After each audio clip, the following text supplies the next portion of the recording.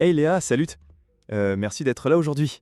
Tu sais quoi, l'autre jour, je suis tombé sur un truc dingue sur comment gagner ses premiers 1000 balles sur TikTok super vite. Et je me suis dit qu'on pourrait en parler. Ah ouais, carrément, ça me parle grave ça. Surtout que je bosse justement avec plein de boîtes sur TikTok depuis plus de 2 ans maintenant. Attends, tu dis que tu as une agence TikTok? Genre tu aides des entreprises à monétiser leurs trucs? Exactement. Et en parallèle, je profite aussi de la monétisation perso depuis un peu plus d'1 an. Ce que j'adore, c'est que tu peux faire tout ça juste avec ton téléphone, tu vois. Pas besoin d'un studio de ouf ou de... Vraiment? J'imaginais qu'il fallait un matos de malade ou des compétences de montage hyper poussées. Non, non. Le contenu, tu peux le créer de A à Z sur ton phone, du script à l'édition.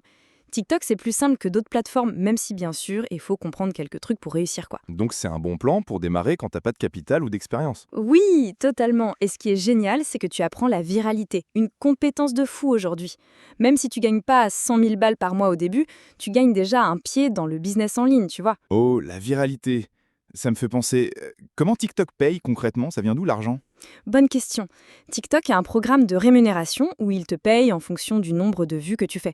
En gros, ils partagent une part de leurs revenus pub avec les créateurs, parce que c'est nous qui attirons les utilisateurs. Ah ok, donc c'est un peu comme une commission sur la pub affichée pendant les vidéos. Oui, exactement. Mais attention, il y a des règles à respecter, sinon tu peux être exclu du programme. Faut être authentique, respecter la communauté, pas tricher avec des contenus volés, tout ça. Je suppose qu'il y a des critères précis pour être éligible? Ouais, il faut avoir au moins 18 ans, 10 000 abonnés et 100 000 vues sur les 30 derniers jours.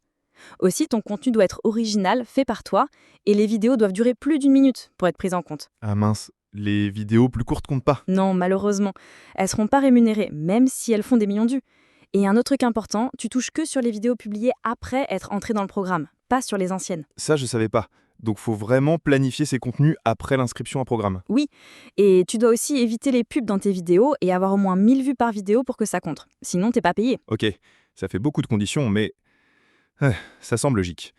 Maintenant, le truc qui me bloque toujours, c'est comment ça fonctionne l'algorithme exactement. Ah là, c'est crucial. TikTok veut que les gens restent le plus longtemps possible sur l'app. Donc l'algorithme met en avant les vidéos avec un bon taux de visionnage, une forte durée de vision et surtout un bon taux de re-regard. Attends, c'est quoi le taux de re-regard? C'est quand quelqu'un regarde ta vidéo, puis la regarde une autre fois. Plus les gens restent et reviennent sur ta vidéo, mieux c'est pour la viralité. Ah ouais, ça fait sens. Et les commentaires, ça joue aussi? Oui, mais pas directement. Ce qui booste la vidéo, c'est que quand les gens commentent, pendant qu'ils tapent, la vidéo continue de tourner en boucle. Ça augmente le temps passé dessus, donc ça aide l'algorithme à la pousser plus loin. Wow, j'avais jamais pensé à ça. Les partages, alors c'est pas ça qui compte le plus. Exactement. Contrairement à ce que pensent beaucoup, les likes sont parmi les moins importants.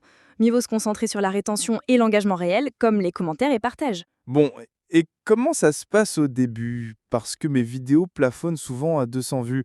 C'est normal ça? Oui, au début, TikTok montre ta vidéo à un petit échantillon entre 100 et 500 personnes.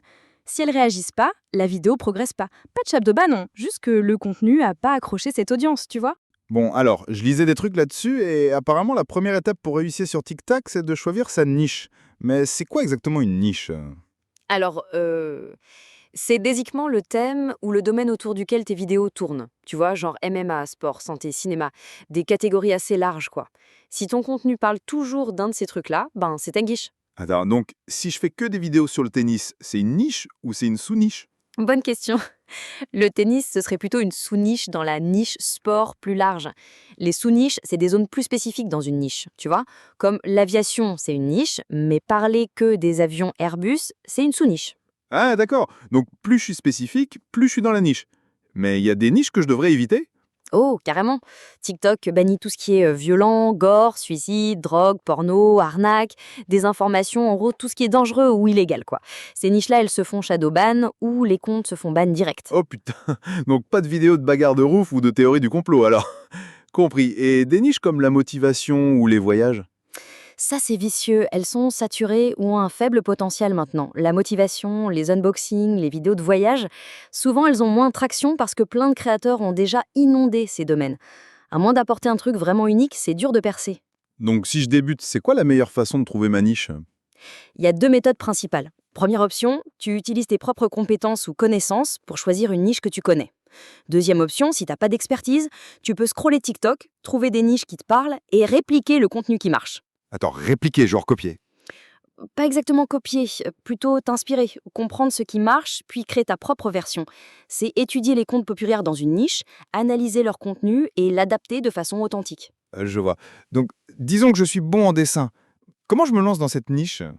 Tu créerais un compte TikTok axé sur le dessin. Tu follow d'autres comptes de dessin, tu regardes leurs vidéos plusieurs fois par jour pour entraîner l'algorithme et tu notes quel contenu performe bien. Ensuite, tu crées tes propres vidéos basées sur ces insights. Ok, mais si je veux pas montrer mon visage, ça affecte la croissance? Ouais, ça l'affecte, hein. Le contenu sans visage te permet de rester anonyme et peut être plus créatif puisque t'es pas attaché à ton image. Mais l'algorithme de TikTok a tendance à favoriser le contenu avec Facecam parce que ça crée plus d'engagement et de connexion avec les viewers. Ah, donc montrer son visage pourrait me donner plus de followers? Exactement. Les vidéos Facecam ont généralement plus d'abonnements et d'engagement. En plus, tu peux collaborer avec des marques plus facilement.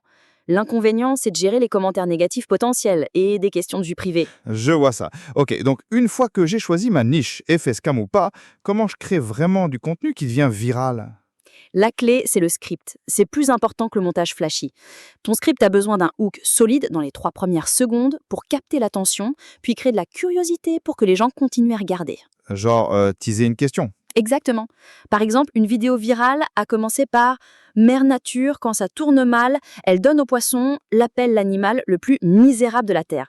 Ça fait que les viewers se demandent pourquoi, donc ils restent pour regarder. Ah waouh, donc créer du suspense garde les gens plus longtemps. Ouais, et ce temps de visionnage, c'est crucial pour l'algorithme de TikTok. Ensuite, la vidéo livre l'info, crée de la tension et finit avec un climax fort qui déclenche des réactions. Mais montage alors, j'ai besoin d'effets de ouf? Pas du tout, un montage basique qui respecte le style TikTok suffit. Le montage compte beaucoup moins que le script et le sujet. Tu veux varier les plans pour maintenir l'intérêt, mais pas besoin d'une production niveau Hollywood. Ok, donc poster régulièrement, rester dans ma niche et continuer à analyser ce qui marche. Exactement. Aussi, préchauffe ton compte en scrollant et en engageant sur TikTok quelques jours avant de poster. Comme ça, l'algorithme te traite comme un vrai utilisateur, pas comme un bot. J'avais pas ça. Et quand je poste, je dois m'occuper de la quête avec les hashtags et le timing? Nope. Ces facteurs influencent à peine la viralité. Focus sur du contenu solide, la rétention et l'engagement. Les hashtags et l'heure de publication comptent pour genre 1% de l'impact. Bon, mais merci mec, hein, c'était super utile tout ça. De rien, j'espère que ça va t'aider à percer. Ouais, on verra bien. Allez, à plus.